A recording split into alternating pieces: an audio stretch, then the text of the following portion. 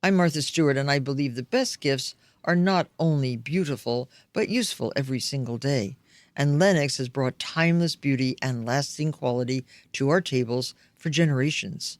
And their Lennox Spice Village is the perfect holiday gift for someone you love or for yourself. Spice Village transforms everyday spices into inspired memories filled with warmth and joy all year long. Give a gift that lasts beyond the holidays. Discover the collection at lennox.com/spicevillage. How many times have you wished you could be in two places at once? With Wix, you practically can. Wix's website builder is packed with powerful AI tools to make running your business online easier. Build a full site just by talking with AI. Get an AI agent to manage your sales and marketing. Or work like a 10-person team, even if it's just you. So you don't need superpowers to get everything done. You just need Wix. Try it out for yourself at Wix.com. The kettle's boiled, Vic. Great. Perfect timing. Just a dash of milk for me, please, mate. Here you go. Shall we get started then?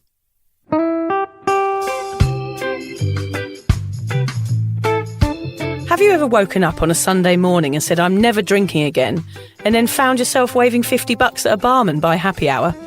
Are you wondering why everyone else can stop at 1 while you head to a dodgy after-party with a weird bloke called Disco Dave? If so, it might be time to take a deeper look at your relationship with your reliable social crutch, alcohol. On each episode, we'll investigate our own dysfunctional dealings with booze and find out if it's possible to stop this deeply ingrained habit before things get too messy. Yep, we're going to open up a shame shed of humiliating drinking stories to help you understand why waking up from a booze coma each weekend with a kebab sticking out of your top pocket might actually be negatively impacting your health.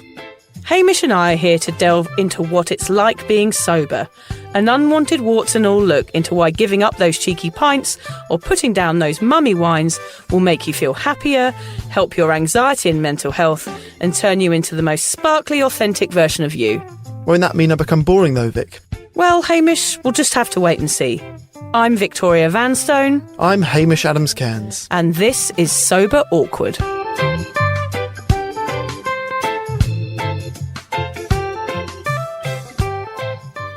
Why are you looking so scared, Hamish? I think I've upset Alan. Oh my God, what did you do? I may have walked some poo through the studio.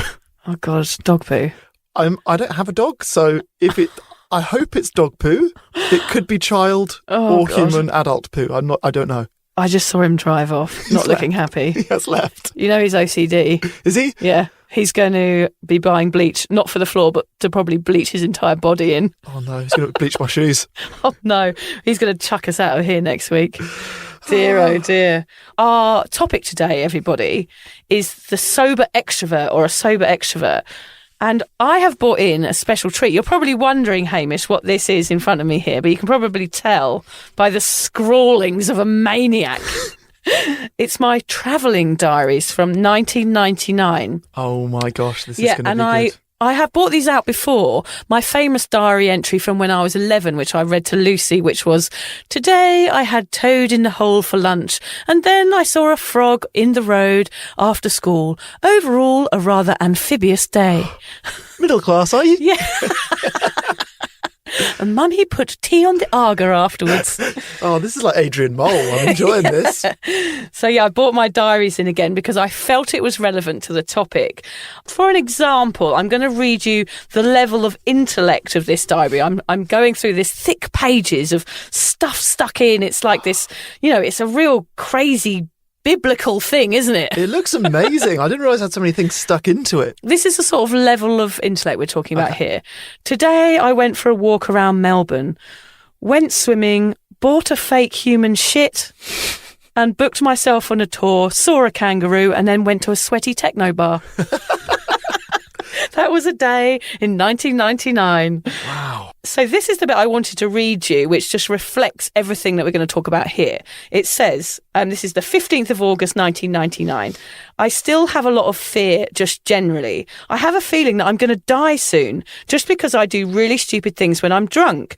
And one day I think it's going to end in more than a lost finger or a broken collarbone. I must be more careful. I didn't think it's a matter of luck either. It's a matter of keeping myself safe and sober. So the word sober, I'm even using it there when I'm 23 years old. I must respect my body. I could really hurt myself. I think it's all down to showing off. What a load of wank.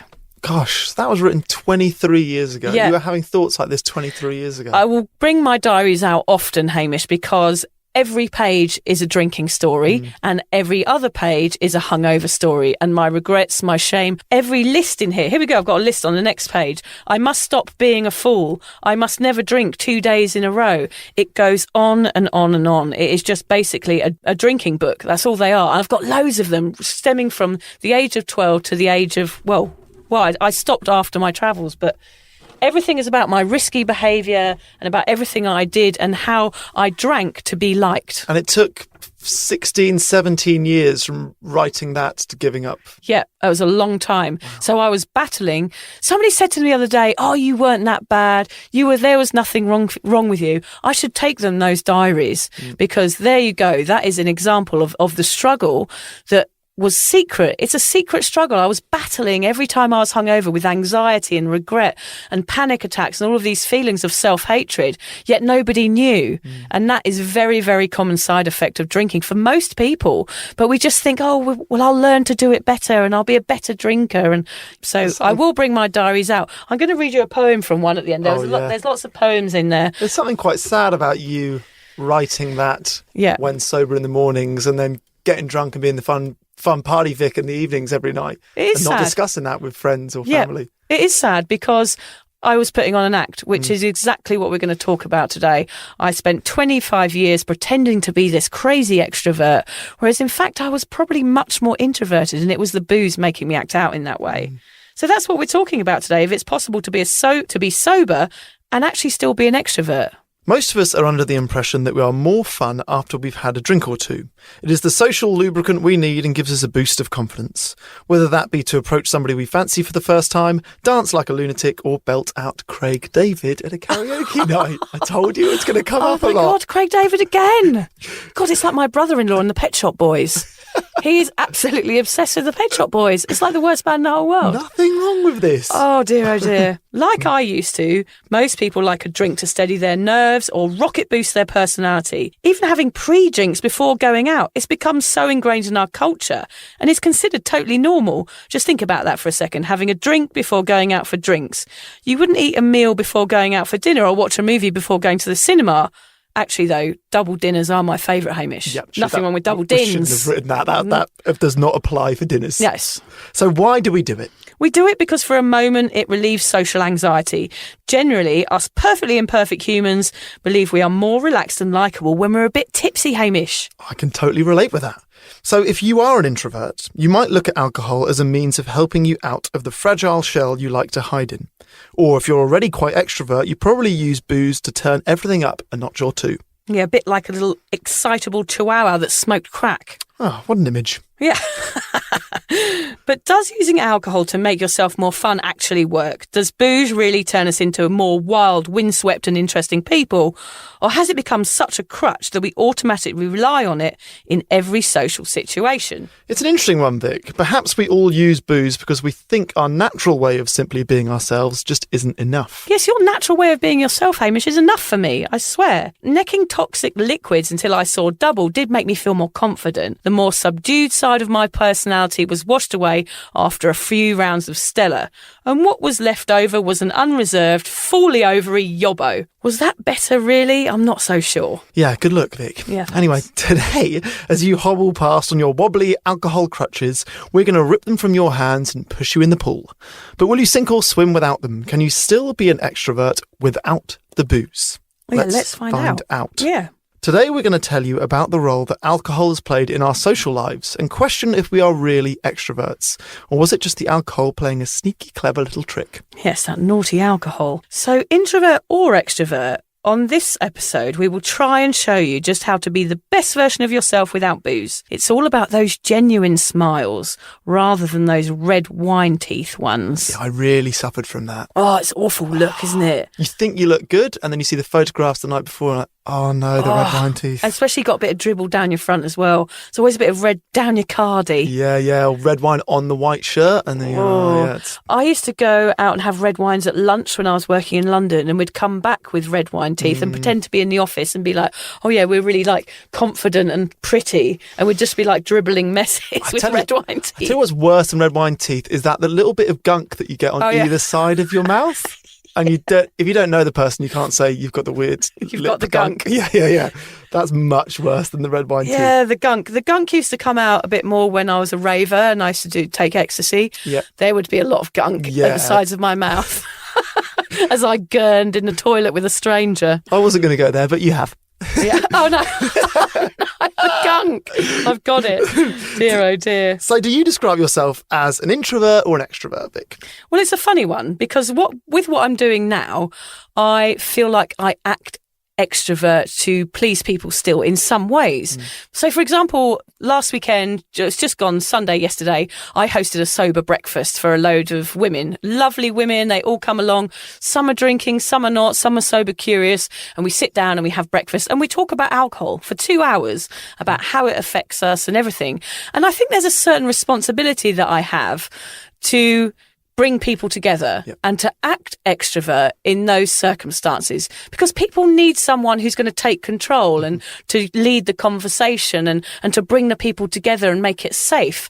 And I take on that role because I've organised it. So therefore, if you're an organiser of something, I think you do have to act out a little bit and kind of pump up your personality so that I don't do it so that everybody likes me, but I do it so everybody feels comfortable. And that is part of my people pleasing ways that I do that. I've always done that in different forms. So you play the part of the host. I play the part of the host so that everybody else can relax. Yeah. And it's kind of like me giving part of myself over to make sure everybody else feels okay.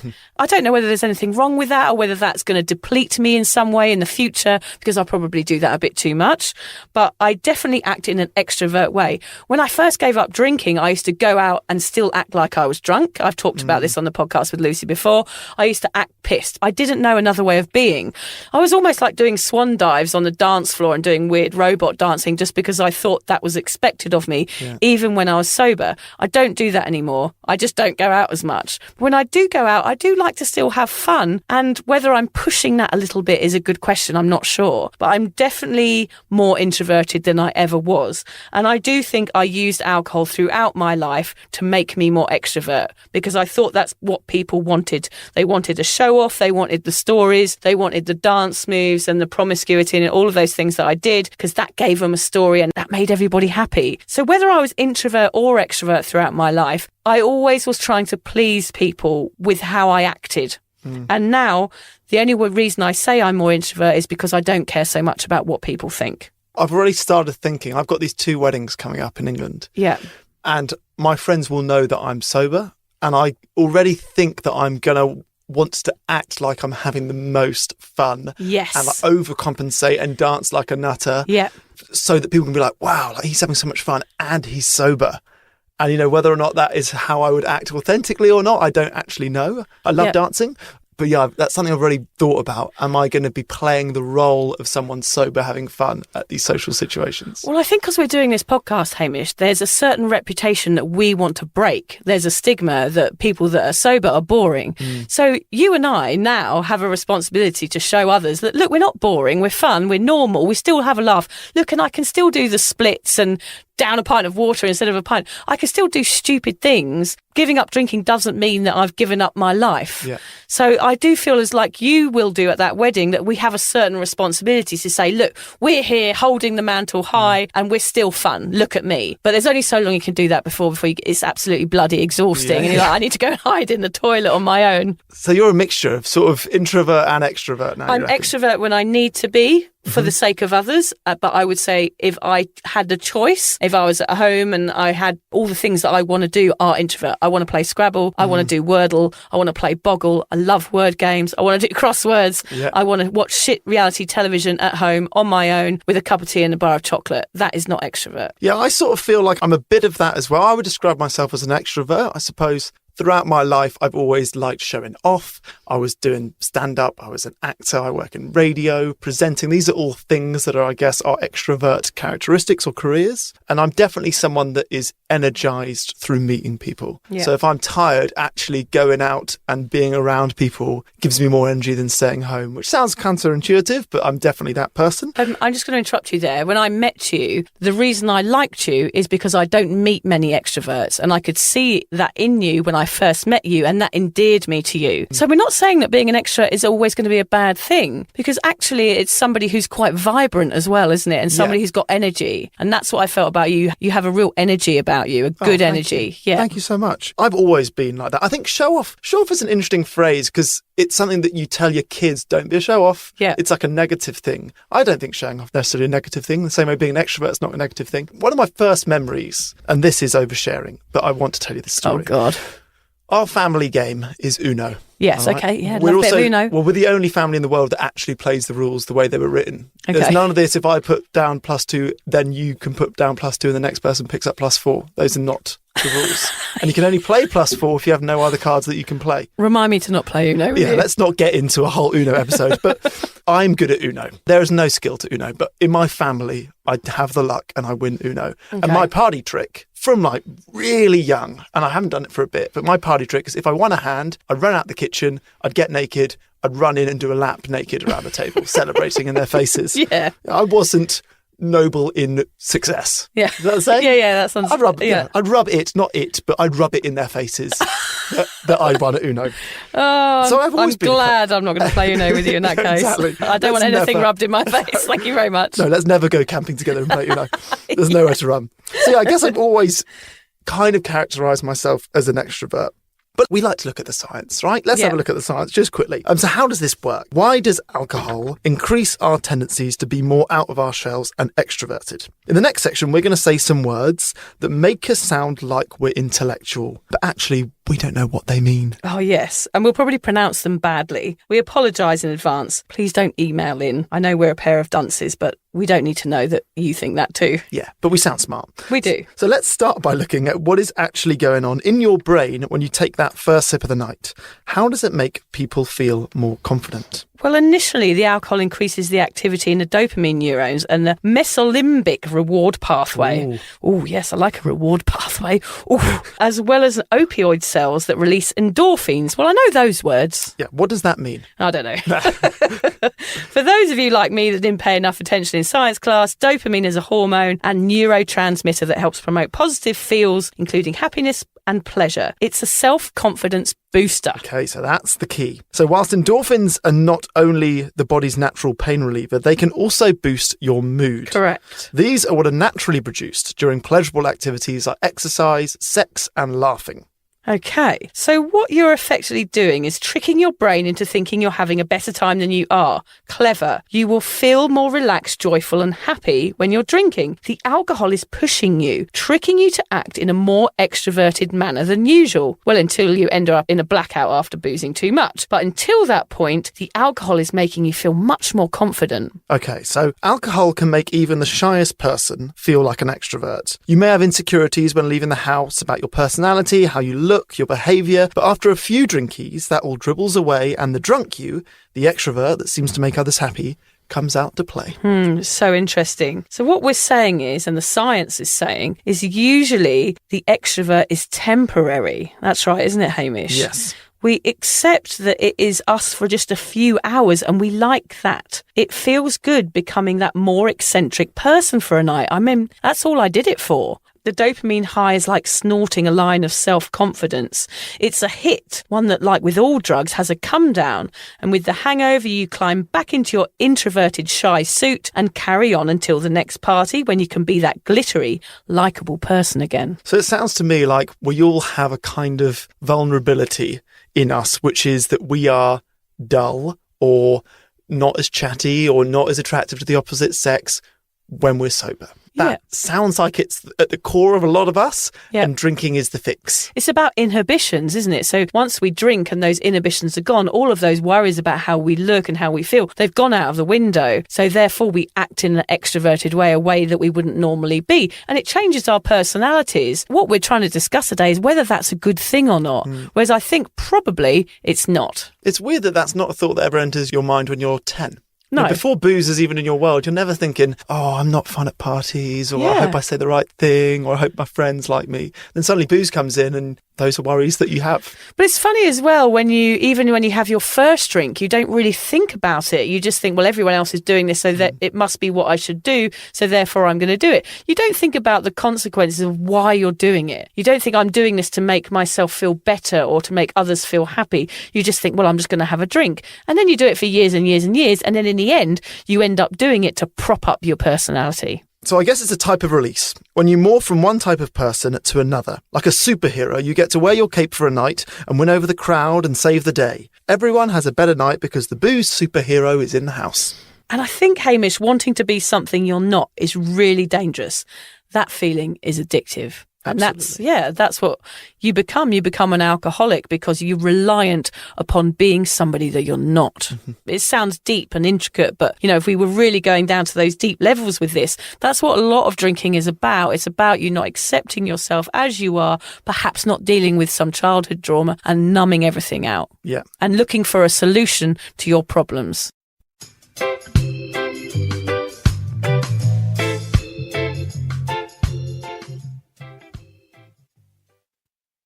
We'll be back straight after these short messages from our partners. Well, let's start by talking a little bit about our own experiences. So, Vic, how have you used alcohol as liquid courage in your life? Yes, Hamish, I definitely used alcohol as liquid courage throughout my life. I mean, I was adding cheap bubbly to my personality because it made me more showy and fun. I do it now in different ways because I'm introverted now. I put on bright clothing. Like Hamish and I did a photo shoot this week and I was dressed up basically like a clown.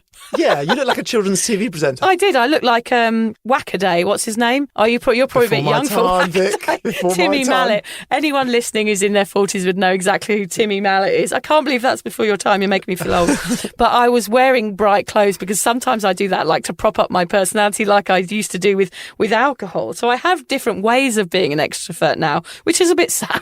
No, I like that about you. Do you? I looked at you that day. I was like, God, I have dull clothes. Okay, I came in black jeans and a grey hoodie, and then you came dressed as a rainbow. I was like, what is my life? I was like a rainbow farting unicorn, wasn't I, that day? Yeah. I was like jumping around like the sprightly, sober clown, and sort of Hamish was stood beside me with sort of sad face. Yeah, exactly. I went shopping yesterday and thought I need to rethink this. Okay, I'll take you shopping to the rainbow shop at the plaza. You'll love it. Do. Yeah, you're going to come out. Your wife's going to go, what the fuck? So I drank before going out. And if we're really going to think about this, why do people drink before going out? What do you think? It's confidence, isn't it? It's confidence. So you're drinking because you think it's going to make you more have fun and it's going to top you up and make you feel better about yourself, which is really toxic when you think about it. It's also nerves, right? People get nerves and butterflies before going out. Yes, and you've got social anxiety. So therefore you're feeling nervous and the alcohol takes that away and makes you feel better for a short moment in time. But that's not the real you. So it's really fucked up. Have you ever thought that also it's just something to do with your hands?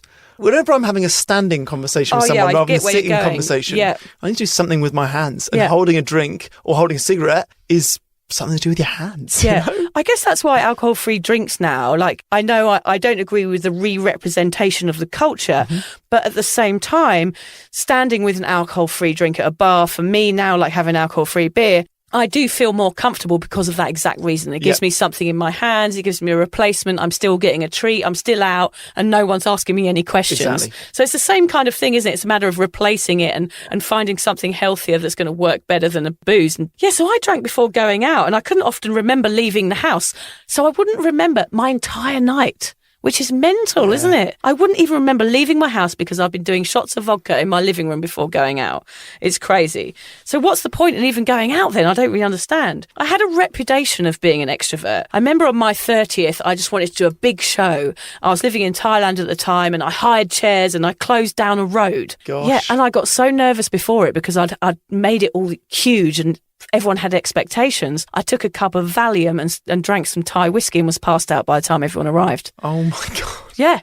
I think that's dangerous, you know. Obviously that's dangerous. What I think is equally dangerous is the reputation that you convince your friends think of you, if that makes sense. Yes. Because you thought, I was the party girl or the fun one, and then you sort of start playing the reputation that you think you have. Yep. I've had that. People think I'm the happy guy. Yes. So I feel like, oh God, I can't be unhappy because Right. I'm the happy guy in my friend's eyes. I don't even know if I am the happy guy in my friend's eyes. But you tell yourself a story and then start acting that part. It's funny you say that because a good mate of mine, one of my best friends in the whole world, Nicky, he listens sometimes.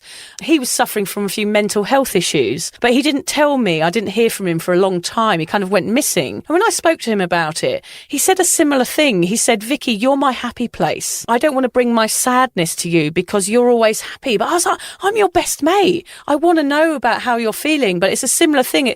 It sort of distorted me and my personality because he didn't want to bring me his sadness. And of course, I'm open to sadness. I'm open to everything. And it's a shame that my reputation and my joy or my pretend joy gets sometimes in the way, like you're saying, of me having real relationships with people because they don't want to put a downer on you when you're like that the whole time. Well, I met someone yesterday and I asked her how her day was, and she told me that she'd already cried 6 times that day. God. And I was like, immediately I liked her. I was like, God, that's such a great thing to share with someone that you don't know. Yeah. And me seeing a vulnerability and seeing the not happy, or I meet someone for the first time, I better make a good first impression. Yeah. Immediately drew me to her. Right, because it's more interesting, isn't it? More real, yeah. Yeah, it's more real. Like you say, yeah, I'm fine, thanks. Everyone's fine. Nobody's fine. Yeah. I think that's what you'll discover, isn't it? When you dig deep, nobody's 100% fine. Yeah, so it's a lot of pressure being that extrovert. Everybody was gone from that party. I danced on my own on the empty street in the end. It wasn't a good look. I was stumbling all over the place, slurring. But anyway. Oh, you woke up eventually, did you? I woke up eventually and I was on my own. Yeah, it was weird, but I was 30, so it was fine. I used alcohol to be more confident with boys. That was the main reason I used alcohol at the start for Dutch courage, and it drowned out the awkwardness of willies and fumblings in the nether regions. Yeah. You know, that is so awkward. It is I still awkward. find that stuff awkward now. I'm quite awkward around sex because I think I used alcohol to have sex for so many years. Even now, I'm still very, very awkward around it and find it quite confronting. It's weird that you are awkward around willies, given I've seen you dressed up as a willy. Oh, yes, I do have an inflatable penis costume, yeah. That hasn't helped with the awkwardness. I nearly choked to death on that cock, I tell you. It was so tight around my neck. So it's this inflatable thing, and it can't let any air out, and your head hole, it has to go really tight around the neck. It's not the first time I've nearly choked on a penis, Hamish. I knew that was coming. I left it unsaid. Yeah. Well, so did it help or not, this boozing to get on better with men? I thought it helped, but it meant that I just had really dysfunctional relationships, quite honestly. I never really had a good relationship because it always started where I met someone at a bar or a nightclub or somewhere that wasn't appropriate. I slept with them and then ended up in some weird relationship because I thought that's what I was supposed to do. And I had sex with people because I thought that's what they wanted. It was never me going, this is what I want, in a clear mind. It was always like, oh, I think he might like me. I will allow him to fornicate with me. Yes. It was really, really bad judgment, and that's what alcohol did for me, which of course is why one of the reasons I had to stop. But that never entered the years when I was married. Of course, Hamish, all the fun was before then. Yeah, so it didn't really help me sort of discover who I was, this type of drinking. It didn't do me any favours.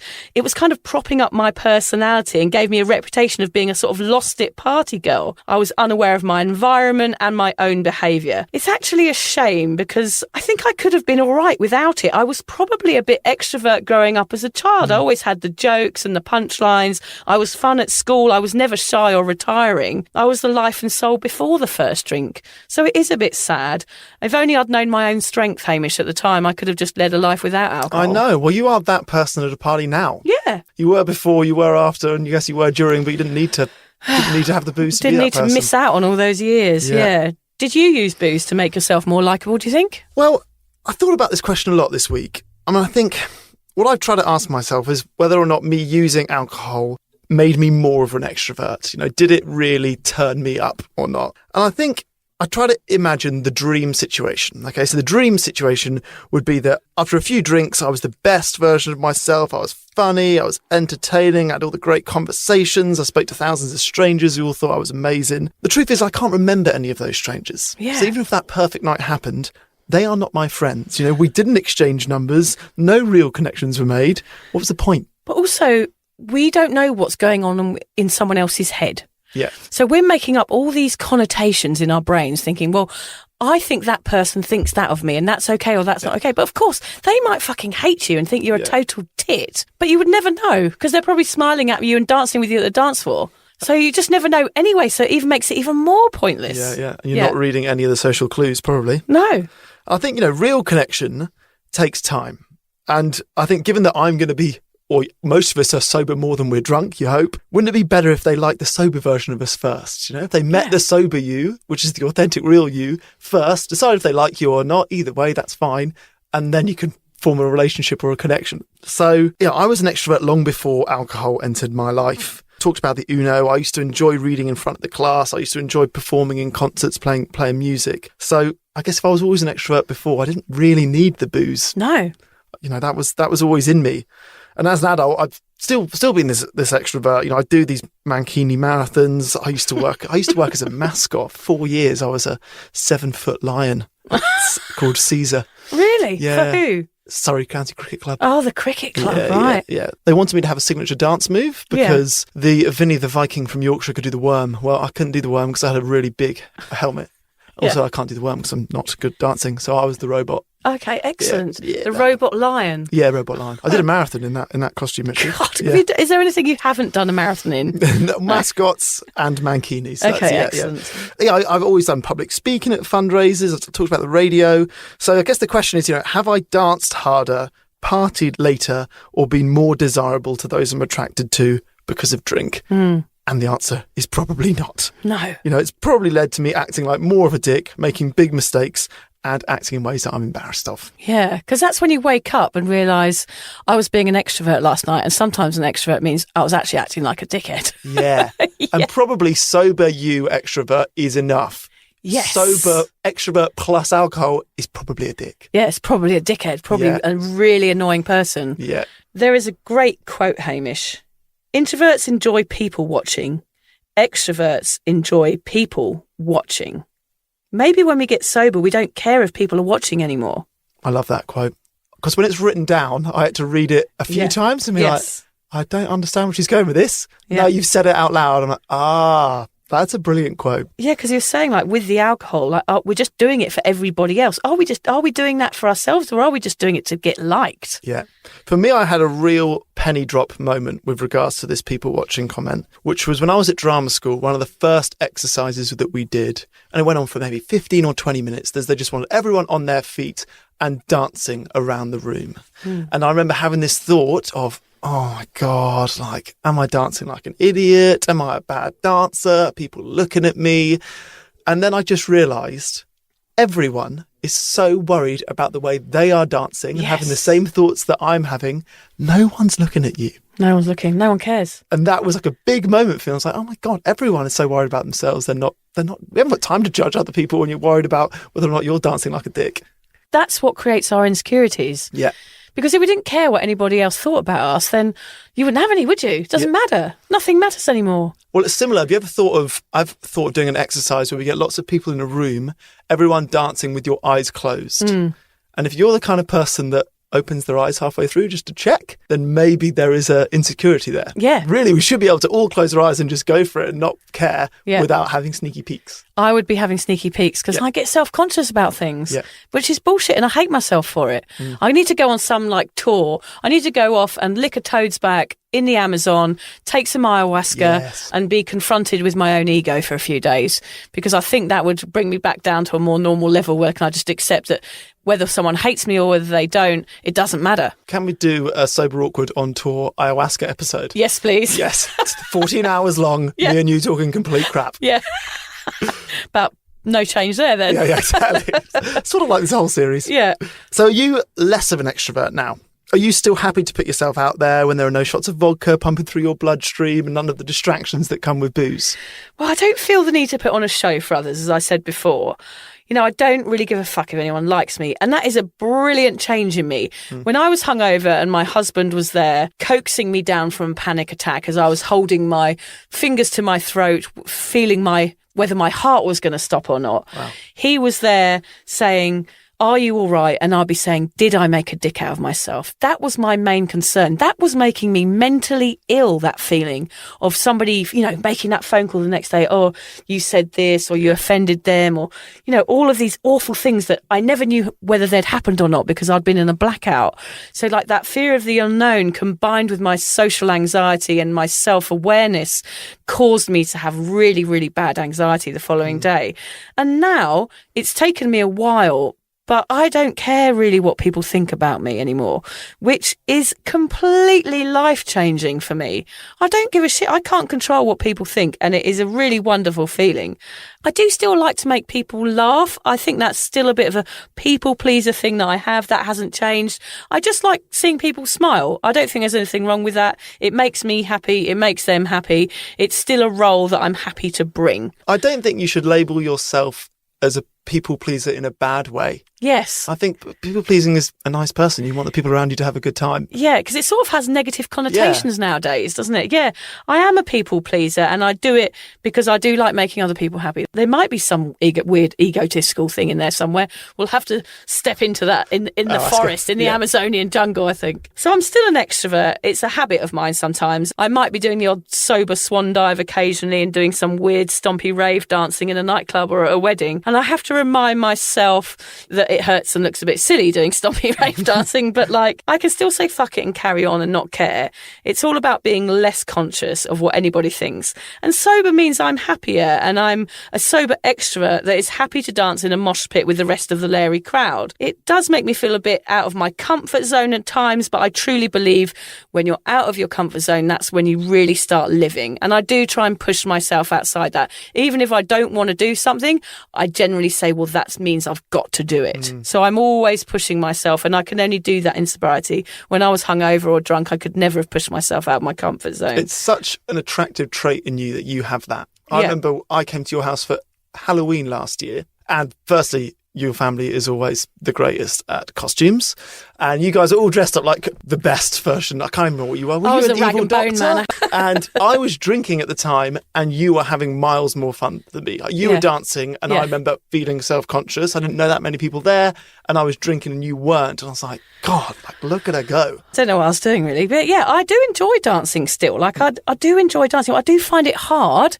but I know that I've got to carry on. It's like I've got to keep that part of me alive. Break through that. Yeah, I've got to break through it. Second. Yeah. So it's still in me, that extrovert. Allowing my extrovert side to shine without the boozy crutch does actually feel amazing now. I enjoy allowing that part of me to come out. Yeah. And it is possible to be an extrovert sober. Do you think, Hamish, that you'll struggle to socialise over the next year without alcohol? I don't think so. I think I am, conversation-wise, I'm confident. I feel I'll be all right talking to people that are drunk. That's not a huge issue. The dancing, I think, like you said, is probably awkward for the first minute or two, and then you realise that either everyone else is drunk or everyone's worried about how they're dancing, and you'll just be one of the crowd. I think I might have to come and film you doing some dancing and put it on the Cuppa community. I love dancing. Yeah, I love right. it. So yeah, I think it's definitely something I've thought about a bit since giving up booze. There are very much these weddings in my mind that are going to be big piss-ups. Yeah. And I am curious to see how I go. I think I'm looking at it as like a really, like, those nights are going to be really good challenges, like really good tests of can I do it. And you know what? I think they're going to be the things that change you. Going out there when you get sober, instead of staying at home, is what's going to keep you on track. If you stay at home and nothing changes, you're going to get bored and isolated, and you're going to start drinking again. When you get out there, like what you're going to do, you're going to go to weddings and you go to nightclubs and you're going to continue socialising in the way that you always have done with alcohol. That is how you're going to learn how to be the sober you.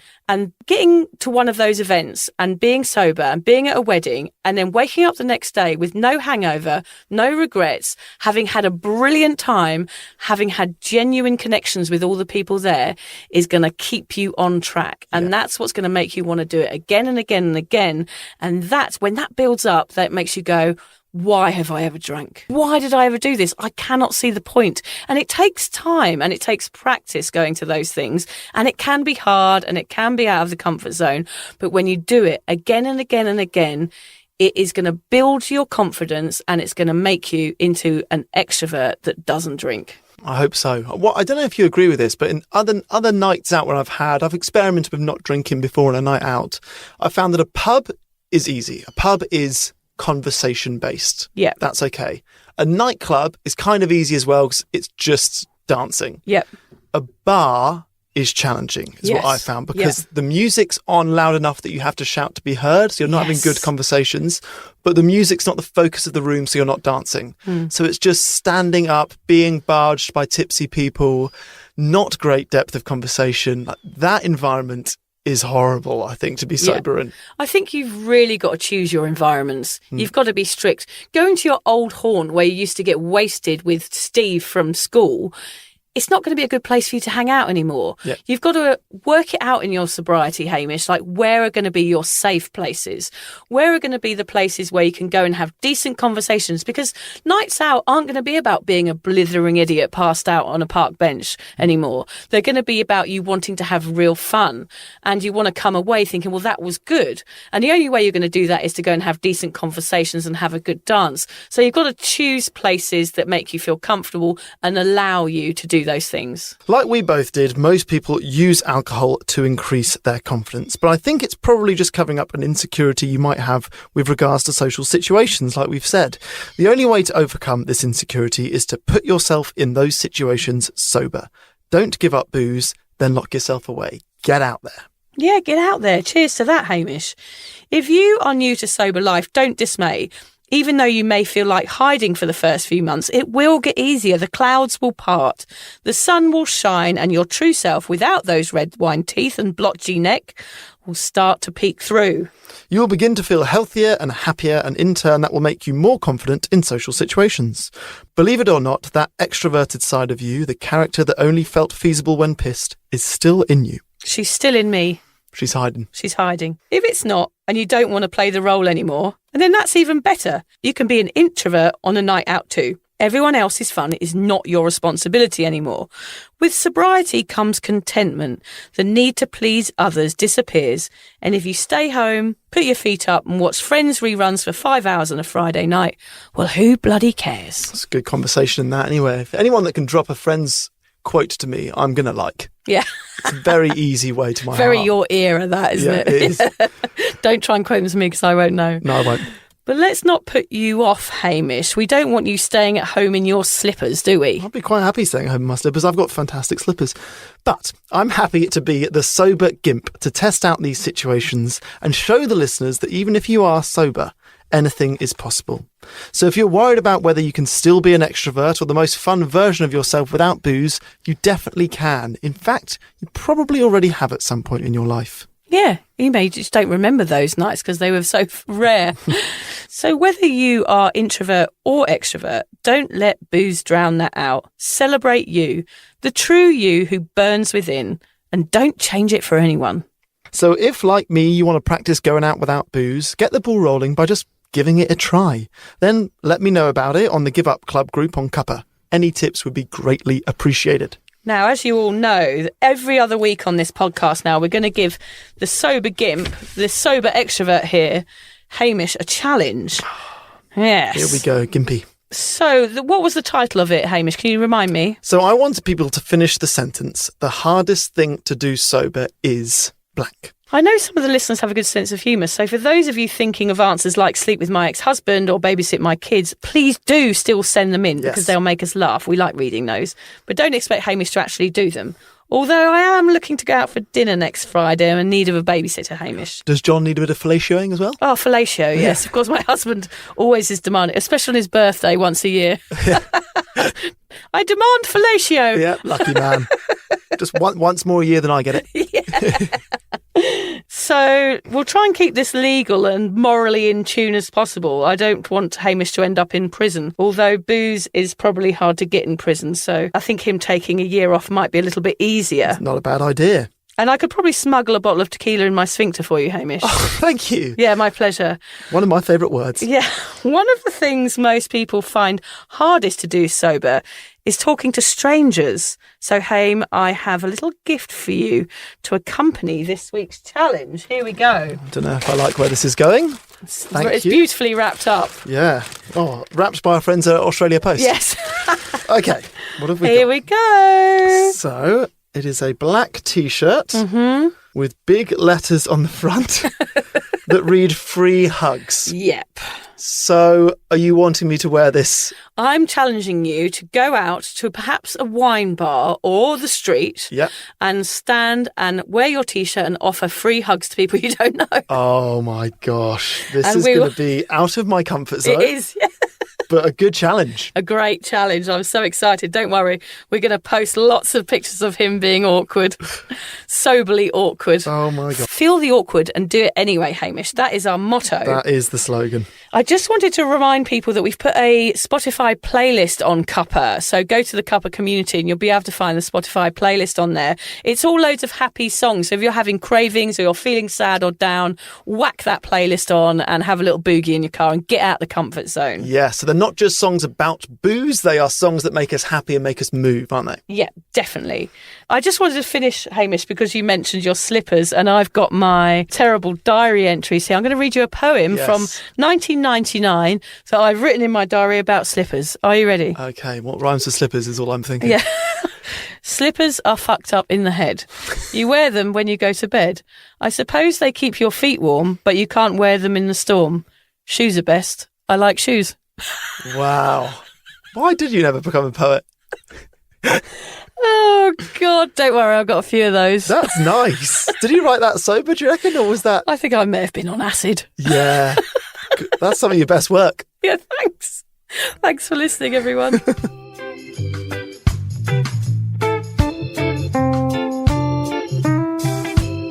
If you're questioning your relationship with booze, you're struggling to moderate, or your hangovers are causing anxiety, it might be time to reach out for some support. Yeah, just talk to a mate about how you're feeling, contact a local doctor, find an AA or sobriety group. Vic's got one. Yeah, just head to www.cuppa.community. Remember, if you're questioning yourself, it might be time to seek support. Even though this journey can be awkward, it is definitely worth it. And if you've enjoyed the Sober Awkward podcast, don't forget to review it, rate it, and share it with your mates. Do they have to share it with their mates? Yeah, of course they do. I'm not doing this for nothing, Hamish. Bloody hell. How do they share it? I don't know, just write it on the...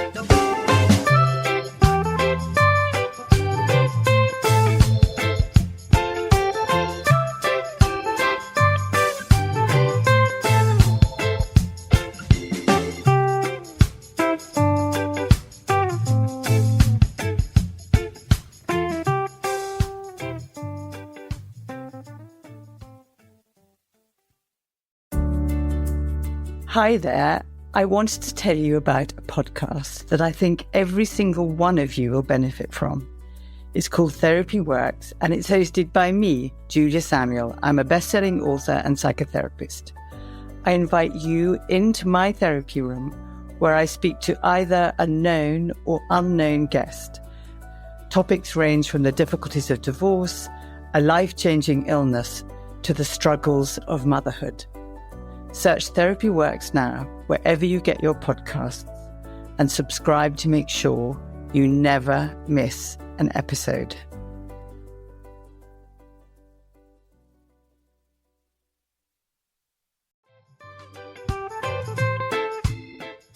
Vic, so do you fancy coming on a sober holiday?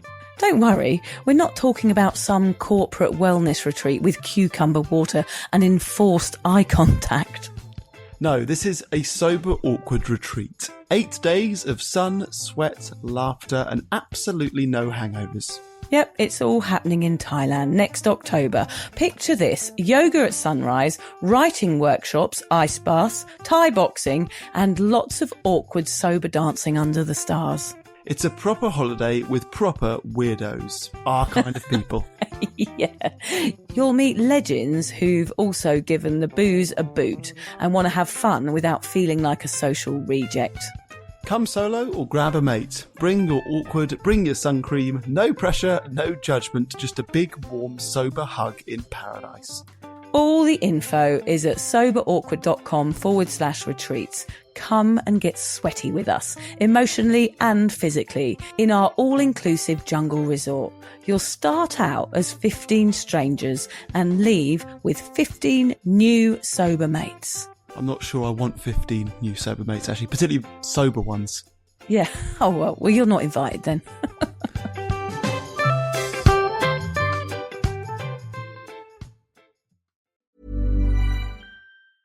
How many times have you wished you could be in two places at once?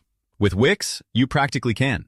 Wix's website builder is packed with powerful AI tools to make running your business online easier. Build a full site just by talking with AI. Get an AI agent to manage your sales and marketing. Or work like a 10-person team, even if it's just you. So you don't need superpowers to get everything done. You just need Wix. Try it now for free at Wix.com. Hey neighbor, celebrate the holidays with Birch Lane. Our timeless furniture and decor are delivered for free in days, not weeks. It's classic style for joyful living. Shop Birch Lane, a Wayfair specialty brand at birchlane.com.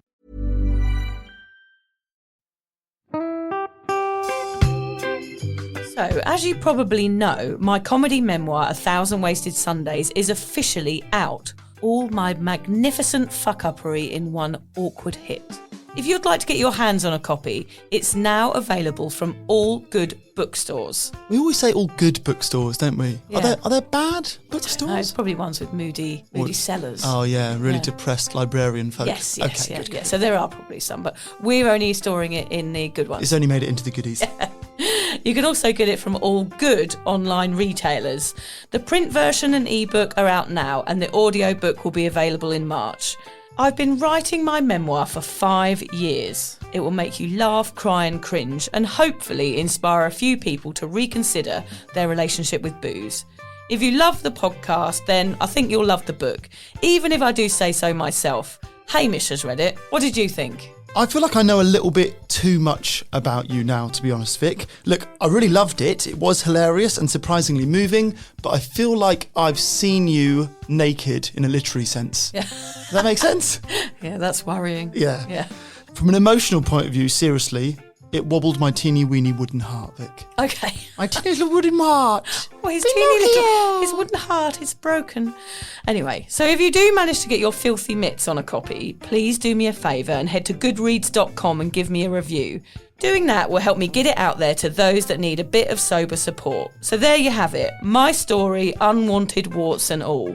Come and get awkward with me. Not to be too demanding or anything, but seriously, go and buy it Yeah, now. go and buy it right now. Yeah, don't just tell your friends, buy it, and then buy your friends one or two. Yeah, don't give them a copy, buy it. Yeah, And you know what? Don't be careful where you store it. If you lose it, you can always buy another 5. buy another one. Yeah.